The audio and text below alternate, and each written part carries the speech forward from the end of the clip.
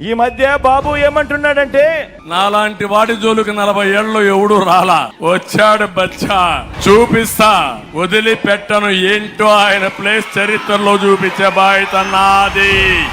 ఇలాంటి మాటలు వింటుంటేనే నాకు కొన్ని కథలు, కొన్ని మాటలు గుర్తుకొస్తాయి. కృష్ణుడిని బచ్చా అనుకున్న కంసుడు పూతన కాలింది, రాముడిని బచ్చా అనుకున్న మారీషుడు సుబాహుడు ఇప్పుడు రామోజీ వేషంలోను ఓ ఆంధ్రజ్యోతి రాధాకృష్ణన్లా ఈ రోజు కనిపిస్తా ఉన్నారు. హనుమంతుడిని బచ్చా అనుకున్న రావణుడు కూడా వీళ్ళల్లో గుర్తుకొస్తా ఉన్నాడు. చరిత్రలో ఓడిపోయే కాలం వచ్చినప్పుడు వీళ్ళందరికీ కూడా అటువైపున హీరోలందరూ బచ్చాలుగానే కనిపిస్తా ఉంటారు. అయ్యా చంద్రబాబు, నువ్వు బచ్చా అంటున్న నేను ప్రజలకు మంచి చేసి ఎన్నికల్లో ఒంటరిగా ధైర్యంగా ప్రజల ముందుకు నేను వస్తా ఉన్నా. మరి 3 సార్లు సీఎం గా చేశావు కదా, మరి పేదలకు నువ్వు చేసిన మంచి ఉంటే నువ్వెందుకయ్యా బచ్చాను చూసి భయపడుతూ పొత్తుల కోసం ఎగబడతా ఉన్నావు అని అడుగుతా ఉన్నా